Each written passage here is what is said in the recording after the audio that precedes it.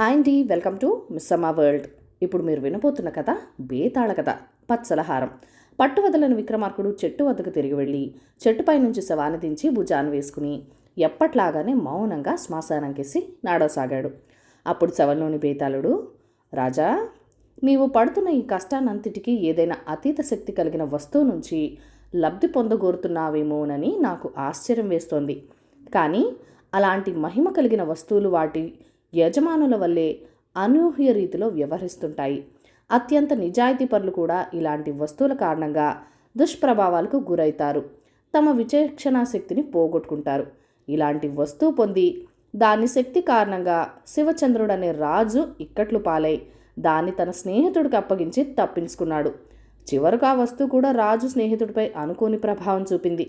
శ్రమ తెలియకుండా ఉండేందుకు నీకు కథ చెప్తాను విను అంటూ ఇలా చెప్పసాగాడు. కాళింది రాజ్యంలో చంద్రయ్య అనే గొర్రెల కాపరి ఉండేవాడు. అతను ప్రతిరోజు గొర్రెలను మేపటానికి పచ్చిక కొండ దగ్గరికి వెళ్ళేవాడు. ఒకరోజు సాయంత్రం అతడు గొర్రెల మందతో ఇంటి ముఖం పట్టాడు. అంతలో ఒక చిన్న గొర్రెపిల్ల మంద నుంచి దూరమై ఒక పాడుబడిన బావిలో పడిపోయింది. గొర్రెపిల్ల అరుపులు విన్న చంద్రయ్య దాన్ని వెతుక్కుంటూ పాడుబడ్డ బావి దగ్గరికి చేరాడు. అందులో పడ్డ గొర్రెపిల్లను చూసి మెల్లగా బావి మెట్లు దిగి దాన్ని దొరకబుచ్చుకొని వస్తూ ఉండగా దారిలో ఒక హారం కనిపించింది. మట్టి పట్టి ఉండటంతో అది బంగారమో కాదో తెలియకపోవడంతో చంద్రయ్య ఆ హారం అందుకొని జేబులో వేసుకుని గొర్రెల మందతో ఇల్లు చేరాడు. మర్నాడు ఆ హారాన్ని కంసాలి దగ్గరికి తీసుకుపోయి చూపించాడు. కంసాలి ఆ హారాన్ని పరీక్షించి, చంద్రయ్య, నీ పంట పండింది. ఇది ఖరీదైన పచ్చలహారం. ఎంత లేదన్నా దీని విలువ 25,000 వరహాలుంటుంది అని చెప్పాడు. చంద్రయ్య ఆ హారం ఎవరికైనా అమ్మాలని భావించి ఇంటి దగ్గర దాచిపెట్టాడు. వారం గడిచేసరికి చంద్రయ్య గొర్రెలు ఒక్కొక్కటిగా చనిపోసాగాయి. అంతవరకు ఎప్పుడు గుండ్రాయిలో ఉండే అతడు భార్యకి జబ్బు చేసి మంచం పట్టింది. ఆలోచించిన చంద్రయ్యకు అదంతా తనకు దొరికిన పచ్చలహారం తాలూకు దోషగుణం అనిపించింది. అది అమ్మగా వచ్చిన డబ్బు కూడా అలాంటి హాని చేస్తుందని భావించిన చంద్రయ్య దాన్ని ఎలా వదిలించుకోవాలా అని ఆలోచించాడు. చంద్రయ్యకు పచ్చలహారం దొరికిన వైనం ఊరంతా పాకింది. చెంచురాముడు అనే దొంగకు ఆ విషయం తెలిసింది. వాడు దాన్ని ఎలాగైనా దొంగలించాలని యోచించాడు. ఒక రాత్రి వాడు పిల్లిలా చంద్రయ్య ఇంట్లో దూరాడు. పాములు చెవులు కలిగిన చంద్రయ్యకు దొంగ తన గుడిసెలో దూరిన సంగతి తెలిసింది. హారం కోసమే వాడు వచ్చి ఉంటాడని ఊహించిన చంద్రయ్య దాని పీడ విరగడవుతుందని మనసులో సంతోషించి మిన్నకుండిపోయాడు. చెంచురాముడు హారం దొరికిన ఆనందంతో తన ముఠా దొంగలుండే పాడుబడ్డ కొట్టం చేరాడు. పచ్చలహారం వారికి దొరికినంతనే దాని దుష్ప్రభావం వాడి మీద పడింది. వాడికి తోటి దొంగలకు పచ్చలహారం పంపకం విషయంలో గొడవైంది. కోపం తెచ్చుకున్న ఒక దొంగ చురకత్తితో చెంచురాముడి మీద దాడి చేశాడు. వాడి చేతికి బలమైన గాయమైంది. అంతలో అటుగా సంచరిస్తున్న కొత్తవాల్ చెవున పడింది గొడవ. కొత్తవాల్ కత్తి దూసి వాళ్ల మీద కురికాడు. అప్రమత్తమైన దొంగలు పారిపోగలిగారు, కానీ గాయం పాలైన చెంచురాముడు మాత్రం దొరికిపోయాడు. అంతవరకు తోటి దొంగలతో గొడవ రావటం కానీ, గాయాల పాలవటం కానీ, రక్షక భటులకు దొరికిపోవటం కానీ ఎరగని చెంచురాముడికి అదంతా హారం వల్లనేనని సందేహం కలిగింది. వాడా హారం కొత్తవాల్ కంటపడకుండా దాచగలిగి కూడా అలా చేయక కొత్తవాల్ మీద అక్కసుతో ఆ హారం అతడికి అప్పగించాడు. కొత్తవాల్ చెంచురాముడిని కారాగారంలో బంధించి వాడి ద్వారా తనకు లభించిన పచ్చలహారాన్ని భారీ మెడలో అలంకరించాడు. వారం తిరిగేసరికి కొత్తవాళ్ళకి పాము కాటేసింది. వైద్యం చేయించుకుని కాస్త తెరిపిన పడేసరికి అతడి కొడుకు తిరణాల్లో తప్పిపోయాడు. ఎంత వెతికినా దొరకలేదు. ఆ పచ్చలహారం వచ్చాకే మనకు శని పట్టుకుంది అని కొత్తవాల్ భార్య తన మెడలోని పచ్చలహారం తీసి దూరంగా విసిరికొట్టింది. కొత్తవాళ్ళకి కూడా అది నిజమే అనిపించింది. అయితే ఆ పచ్చలహారం పారే బుద్ధి కాలేదు. అలాగని అమ్మటానికి ధైర్యం సారలడం లేదు. అందుకే కొత్తవాల్ బాగా ఆలోచించి దాన్ని తరచూ తనకు పనిచేసే జమీందార్ గారికి కానుకగా ఇచ్చాడు. అది వదిలించుకున్న తర్వాత కొత్తవాల్కి తప్పిపోయిన కొడుకు దొరికాడు. పచ్చలహారం జమీందార్ గారింటికి చేరినంతనే అతని దగ్గర పెద్ద మొత్తంలో అప్పు పుచ్చుకున్న వ్యక్తి కాలం చేశాడు. ఆ డబ్బు మరిక తిరిగి రాదని జమీందార్ గారికి దిగులు పట్టింది. అంతలో అతని కూతురికి పిచ్చి పట్టింది. జమీందారు గారికి ఇదంతా పచ్చలహారం ప్రభావమేనేమో అని అనిపించింది. అతడు కూడా దాన్ని వదిలించుకోవాలనుకున్నాడు. తనకు కలిసి రానంత మాత్రాన మరొకరికి కలిసి రాకుండా పోతుందా అని భావించిన జమీందారు దాన్ని మహారాణి జన్మదిన సందర్భాన మహారాజు శివచంద్రుడికి కానుకగా అందించాడు. ఆ పచ్చల హారం పనితనం చూసిన మహారాణి ఆనందంగా మెడలో అలంకరించుకుంది. పక్షం తిరిగేసరికి పొరుగు రాజైన జయవర్ధనుడు తన రాజ్యం మీద దాడి చేయబోతున్నాడని వేగుల ద్వారా శివచంద్రుడికి తెలిసి వచ్చింది. అతను జయవర్ధుణ్ణి ఎదుర్కోవటానికి సైన్యం సమాయత్తం చేస్తుండగా ఆ రాజ్యం సర్వసైన్యాధికారి విక్రమకాంతుడికి విషజ్వరం సోకింది. అది దుశ్శకునంగా భావించిన శివచంద్రుడు జ్యోతిష్కులను పిలిపించాడు. గ్రహస్థితులు లెక్కపట్టిన జ్యోతిష్కులు, రాజా, మీ అంతఃపురాన కొత్తగా చేరిన ఆభరణాలు కానీ, వ్యక్తులు కానీ, జంతువులు కానీ ఏమన్నా ఉన్నాయా అని అడిగారు. కొద్ది క్షణాలు ఆలోచించిన మహారాజు పచ్చలహారం గురించి చెప్పాడు.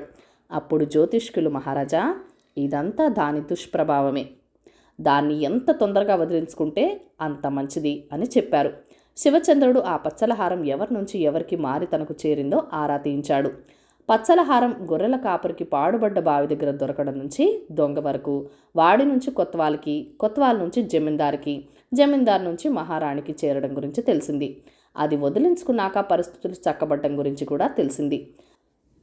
సుదీర్ఘంగా ఆలోచించిన శివచంద్రుడు ఆ పచ్చలహారాన్ని తన మిత్రుడైన సాగరభూషితుడికి కానుకగా ఇవ్వదలిచాడు. అది తెలిసిన మహారాణి, రాజా, ఈ పచ్చలహారం తమ చెంతనుండగా అందరూ కష్టాల పాలయ్యారు. దాని దుష్ప్రభావం మనకు కూడా చవి చూశాం. మీ మిత్రుడైన సాగరభూషితుడు ఒకప్పుడు పేరు పొందిన సముద్ర వ్యాపారి. అతని నౌకలు సముద్రంలో మునిగిపోయి అప్పుల పాలై అష్టకష్టాలు పడుతున్నాడు. అతను అనారోగ్యం పాలయ్యాడు కూడా. మన క్షేమం కోసం పచ్చలహారం అతడికిచ్చి మరింత కష్టాలు పాల్చేయటం ఎంతవరకు సమంజసం? ఇంతవరకు మీరు ధర్మప్రభువుగా కీర్తి గడించారు. ఎన్ని సమస్యలు వచ్చినా ధర్మపదం వీడలేదు.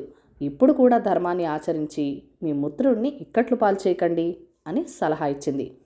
మహారాణి చెప్పింది సావకాశంగా విన్న మహారాజు చిన్నగా నవ్వాడు. మర్నాడు సాగరభూషితుడిని రప్పించి తన దగ్గరున్న పచ్చలహారం బహుమతిగా ఇచ్చాడు.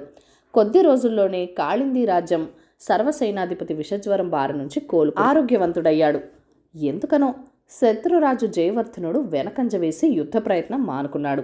అంతేకాదు, చిత్రంగా సాగరభూషితుడు మొదలుపెట్టిన చిన్న వ్యాపారం పెద్దదై అతను ఏడాది తిరిగేసరికి పూర్వస్థితికి చేరుకున్నాడు.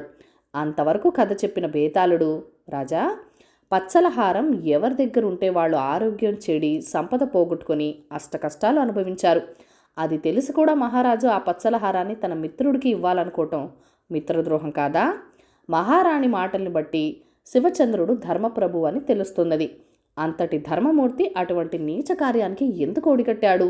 మరొక చిత్రమైన విషయం ఏంటంటే, అందరిపై దుష్ప్రభావం చూపిన ఆ పచ్చలహారం సాగరభూషితుడిని చేరినంతనే ఎందుకు సకల సంపదలు కలిగించింది? దాని దుష్ప్రభావం తెలుసుకున్న సాగరభూషితుడు ఏవైనా శాంతులు జరిపించడం లేక మరి ఇంకేమైనా అంటగట్టడం చేసుంటాడా? ఈ సందేహానికి కారణం కూడా తెలిసి చెప్పకపోయావో నీ తల 1000 ముక్కలవుతుంది అన్నాడు. అందుకు విక్రమార్కుడు, బేతాళా, పచ్చలహారం ఎవరి దగ్గర ఉంటే వారి స్థితిగతులను అది మారుస్తుంది. ఆరోగ్యంగా ఉన్నవారిని అనారోగ్యం పాలవటం, సుఖాల్లో ఉన్నవారికి కష్టాలు పాలవడం జరుగుతుంది. మహారాజు మిత్రుడు సాగరభూషితుడు పరిస్థితి ఏమంటే, వ్యాపారంలో నష్టం పోయి అనారోగ్యంతో బాధపడుతూ అష్టకష్టాలు పడుతున్నాడు. మంచి స్థితిలో ఉన్నవారికి హాని కలిగించే పచ్చలహారం చెడు పరిస్థితిలో ఉన్నవారికి మంచి చేయగలదన్న సునిశిత దృష్టితోనే మహారాజు దాన్ని తన మిత్రుడైన సాగరభూషితుడికి కానుకగా ఇచ్చాడు. అతడు ఊహించినట్లే సాగరభూషితుడికి పట్టిన అనారోగ్యం కష్టాలు వదిలిపోయాయి. ఆరోగ్యం సంపదలు చేకూరాయి. అందువల్ల ఇందులో మిత్రద్రోహం ప్రసక్తే లేదు. అలానే మహారాజు ధర్మం వీడి ప్రవర్తించడము జరగలేదు. అసలు ఈ సంగతులేవి తెలియని సాగరభూషితుడు పచ్చలహారానికి శాంతి జరిపించడం కానీ మరొకరికి అంటగట్టడం కానీ జరిగిన ప్రసక్తి లేదు అని చెప్పాడు. రాజుకి ఈ విధంగా మౌనభంగం కలగగానే బేతాళుడు శవంతో సహా మళ్ళీ చెట్టెక్కాడు. కథ కంచికి మనం ఇంటికి. ఈ కథలను లైక్ చేయండి, షేర్ చేయండి. మన ఛానల్ని ఫస్ట్ టైం చూస్తున్నట్లయితే కనుక ప్లీజ్ సబ్స్క్రైబ్ చేసుకొని మీ సపోర్ట్ ఇవ్వండి. మీ అమూల్యమైన ఫీడ్బ్యాక్ అండ్ సజెషన్స్ నాతో కామెంట్ సెక్షన్లో కూడా షేర్ చేసేయండి.